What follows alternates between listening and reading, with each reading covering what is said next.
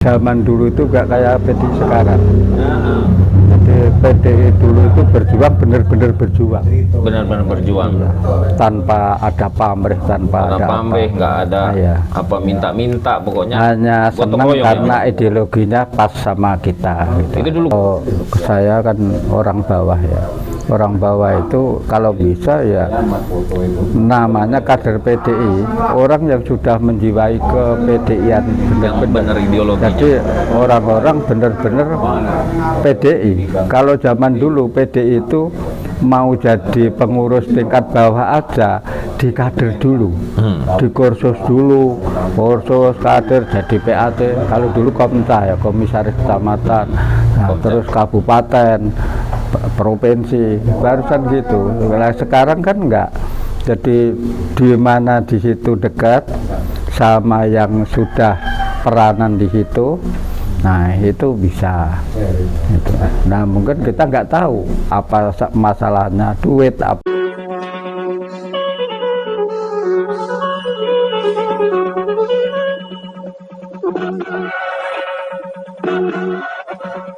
Assalamualaikum warahmatullahi wabarakatuh. Waalaikumsalam. Kembali lagi dengan saya Ferdi Gunsan di Gunsan Talk.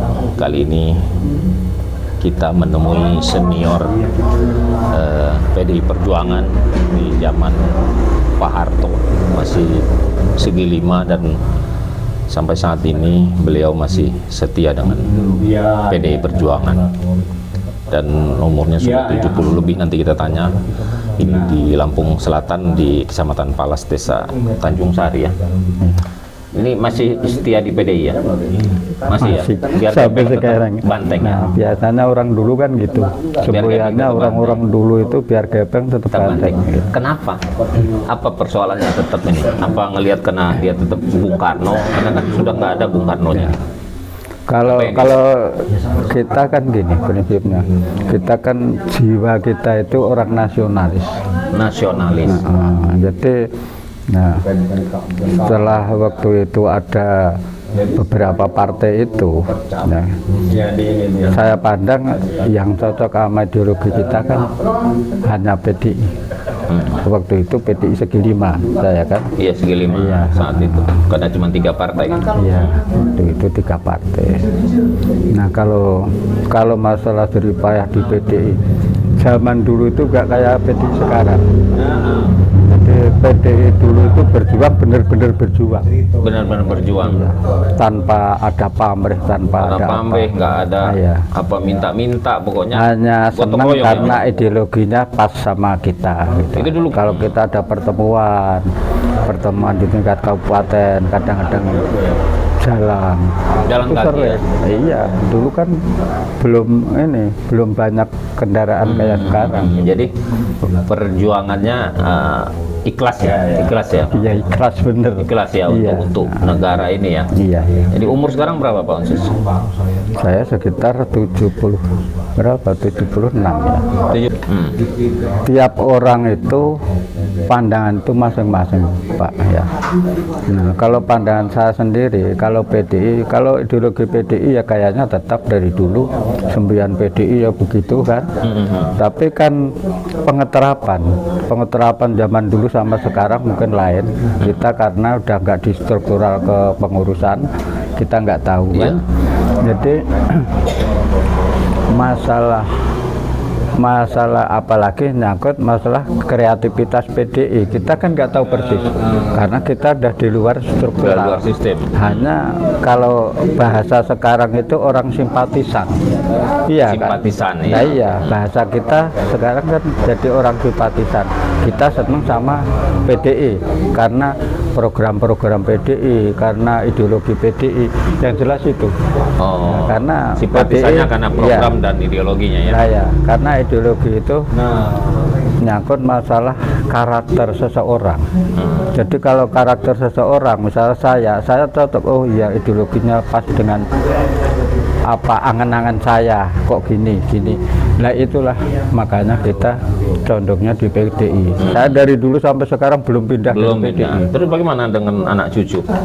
Anak cucu saya ya Ya semua. Dibebaskan apa masih mereka ngikut mbahnya? Masih ikut ikut ya? orang tua. Masih ikut iya. orang tua, jadi tetap Iya. tetap setia ya. Iya. Nah, gimana pendapat Pak Otsis? Kita bicara tentang ideologi. Iya. Ada Presiden Jokowi. Iya. Gimana ngelihat ideologinya untuk saat ini? Kan dia di PDI tadi. Ya, kita gini, masalah itu kan tingkat atas ya.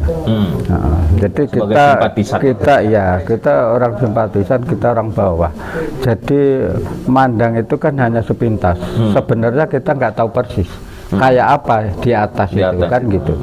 Apalagi kita kan bukan orang peranan di dalam di dalam organisasi. Kita hanya sebagai orang pengikut karena ideologi tadi gitu loh. Jadi kalau Ikut di partai ya. ya. Jadi kalau masalah di atas kita hanya sepintas berita.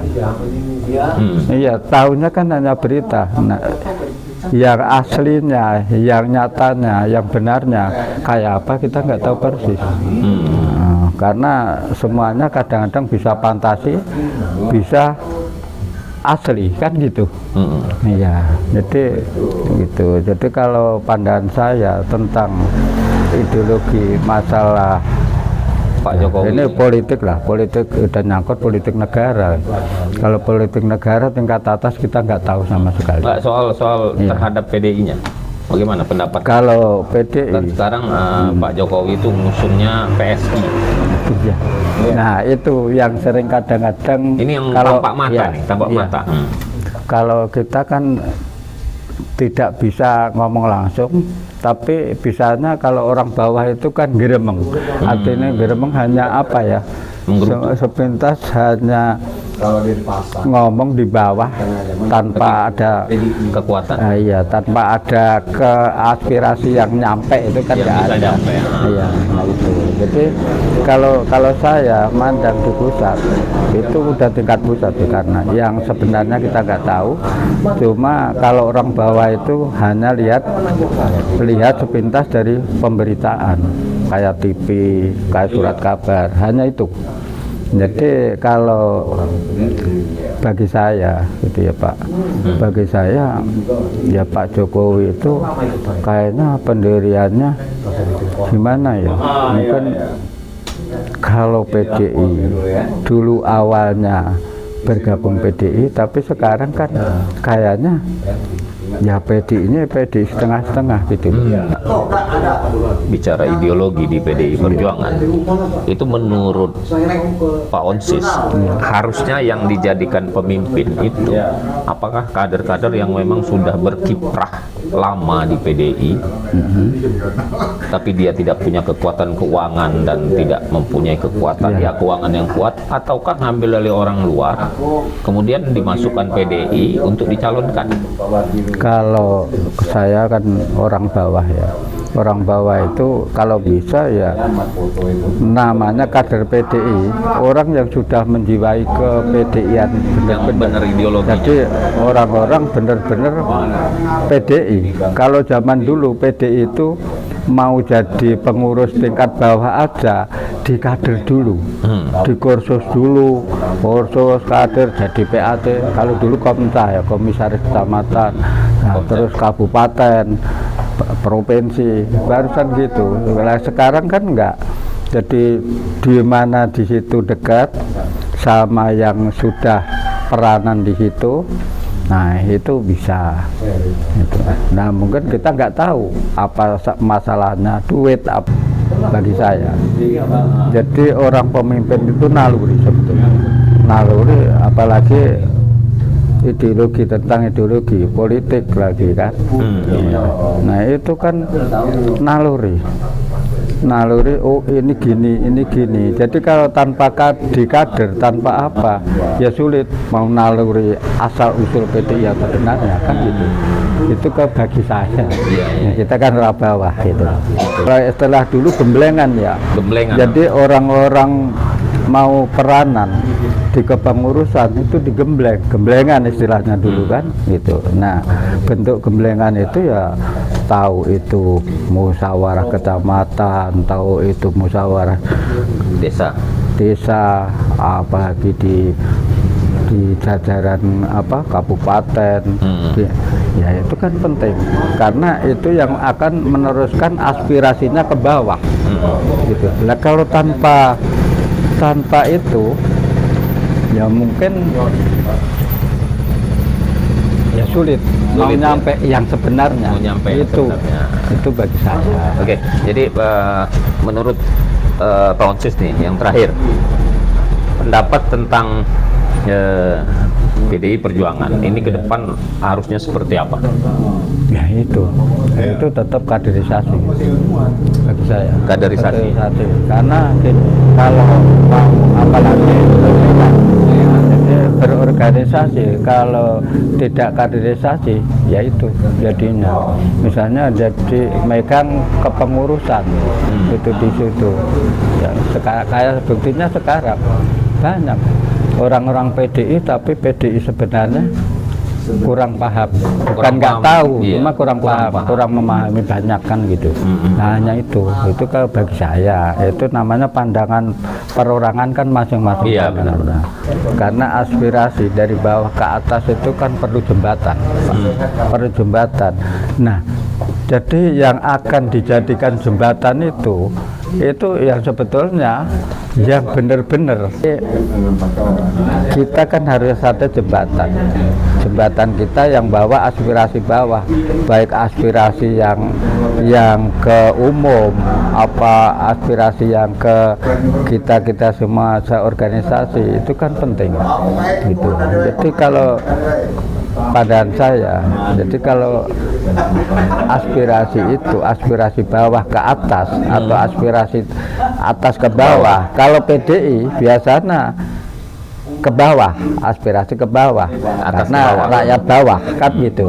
Yang dipikirkan kan rakyat bawah gitu. Karena PDI juga biar gimana tetap aja masih menggunakan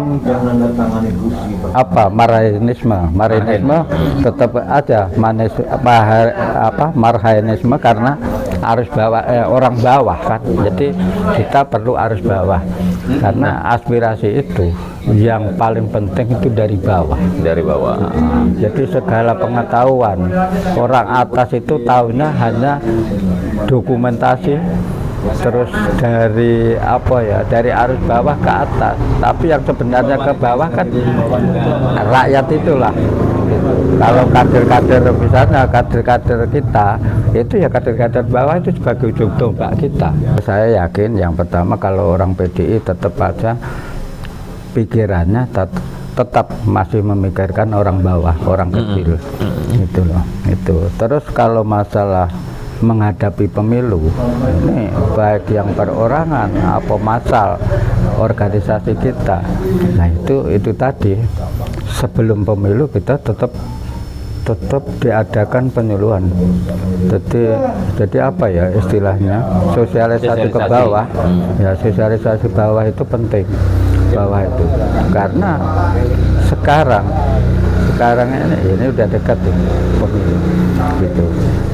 Jadi kader-kader kita tanpa turun ke bawah, sosialisasi ke bawah sedekat-dekatnya ini, itu kayaknya ya pencapaiannya ya biarpun tercapai apa-apa, tapi tetap aja berkurang, nggak bisa maksimal. Wawasan dari bawah ya tetap aja kita mandang Pak Ganjar sama Pak Mahfud itu udah cocok gitu. Samping itu kita kadang-kadang kan nggak tahu sebenarnya, tapi kayaknya wawasan bawah itu, pandangan dari bawah itu tetap aja bisa terpercaya gitu loh. Pak Ganjar, Pak Mahfud itu bagi saya itu tadi kembali dengan kader-kader kita yang kita jagokan ya. Jago kita kan Pak Ganjar, Mahfud, Pak Mahfud, Pak Ganjar kan. Jadi itu ketergantungan dengan yang bawah. Yang bawah kan kita semua. Iya. Nah, asa kita semua itu semuanya itu apa ya? kita ya benar-benar benar-benar artinya berjuang benar-benar demi Pak Ganjar, Pak Mahfud, kayaknya ya kalau dari pandangan saya pribadi perorangan kayaknya ya bakal kelar terangkat jadi orang nomor 1 Jadi orang. itu bagi saya. Karena ya itu tadi gambaran seseorang, wawasan seseorang itu per orang itu beda-beda. Beda-beda. Tapi bagi saya gitu. Kalau masalah cocoknya, saya cocok benar itu di antara Cocok ya mereka ya. Iya. Oke. Di antara itu kita kok pas bener gitu. Oke. Oke, Pak Onses, terima kasih Oh, ya. untuk penjelasannya, kemudian syaratnya, kemudian pendapatnya. Mudah-mudahan bisa bermanfaat pada generasi penerus yang akan datang. Bagaimana di PDI Perjuangan nantinya, begitu juga cara memilih pemimpin. Demikianlah bincang kita pada hari ini. Wabillahi taufiq wal hidayah. Wassalamualaikum warahmatullahi wabarakatuh. Waalaikumsalam warahmatullahi wabarakatuh.